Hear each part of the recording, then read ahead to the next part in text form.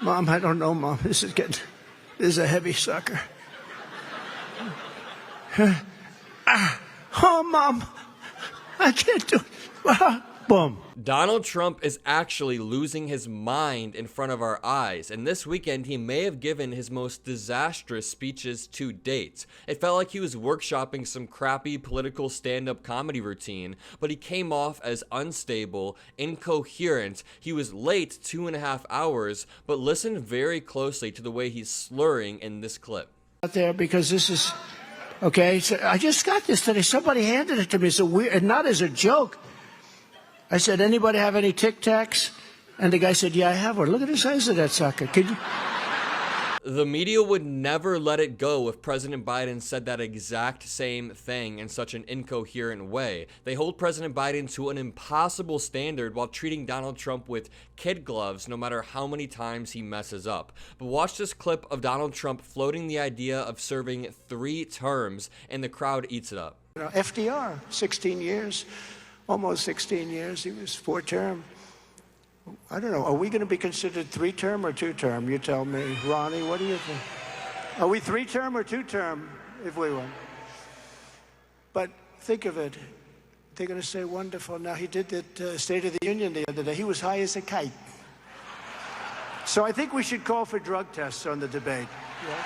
That was Donald Trump openly laying out his authoritarian urges and how he would entrench his power as the president of the United States if he won a second term. This is not a drill. But towards the end of that clip, we saw him again laying the groundwork to drop out of the presidential debates with President Biden that he already committed to. They both already committed to. He did this during his Minnesota speech as well, where he began to demand a drug test from President Biden and said he doesn't want the President Biden from the State of the Union to show up, which is just a way of saying that President Biden did great at the State of the Union. And you see that when you watch the television and the news reports, even though fake news CNN and fake tech, do you know fake Tapper is going to be one of the people? But I was so, they said to me the other day, sir, CNN with fake Tap, and he is a fake, but let's see how he does. I think he's under a lot of pressure, to be fair. And here's a clip of Donald Trump leaning his full body weight on the podium in front of him and almost going down with the podium. But Americans are not struggling. You know, this is the worst platform. Who put this stage up here? This is the worst. The frickin' place is falling down. Shortly after that, he began bragging about how he often doesn't pay contractors, which only reaffirms what we already knew about him. What a crappy contractor this was. No, it's true. You know, I'm known as being a pretty tough negotiator, and sometimes I get a bad rep. A contractor does a bad job. I met a lot of great contractors, but he does a bad job, I don't pay him.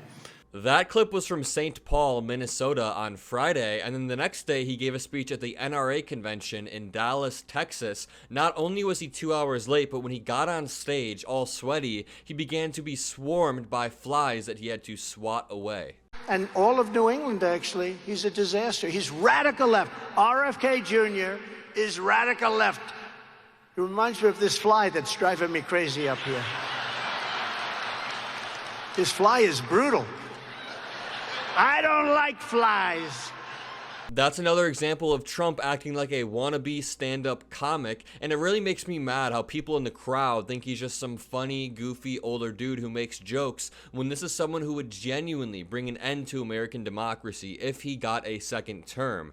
Here's a clip of him playing some weird cult music while talking over it. It really reminds me of the last day of the Jim Jones cult. Dominant again.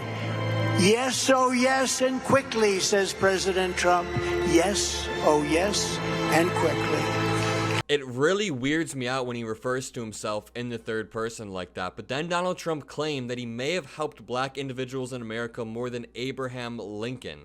And honestly, there's been no president since Abraham Lincoln, and perhaps in a certain way, including Abraham Lincoln, but there's been no president since Abraham Lincoln that has done more for the black individual in this country than President Donald J. Trump. There's been nobody, not even close.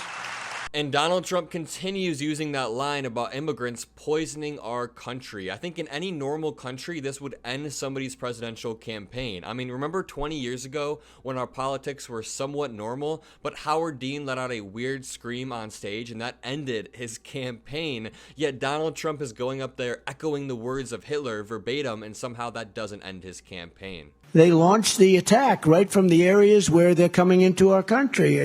We can't let this happen. We have to stop it. We're not going to have a country. We're poisoning our country. These people will be impossible to vet.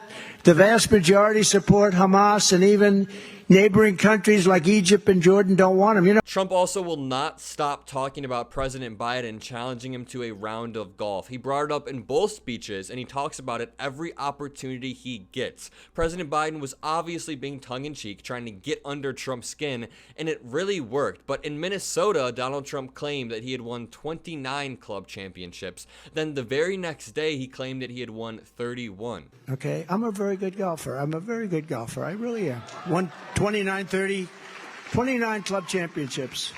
That's a lot. 29 club championships. And he can't play.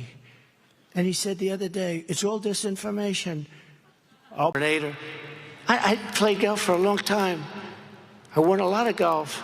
31 club championships. Can you believe it? And he challenged me to a golf. Imagine having a short time slot to pitch your policies and sell yourself to voters, and instead you use it to talk about your golf game and about how President Biden could not beat you in golf. Donald Trump then said that the White House doctor told him he's in better physical shape than Barack Obama. And before I introduce him, I just want to say, when he was the doctor at the White House, they asked him, who's healthier? Who's a better physical specimen? Is it Trump? Or is it Obama? And he said, it's not even close. It's Donald Trump, not even close. Donald Trump also referred to himself as a genius, even though he was slurring his way through the entire speech. He said that because his uncle was a professor at MIT, that makes Donald Trump a genius somehow. So anyway, so Macron calls. See what I mean? Look, I started. Even I say to myself, you're a frickin' genius.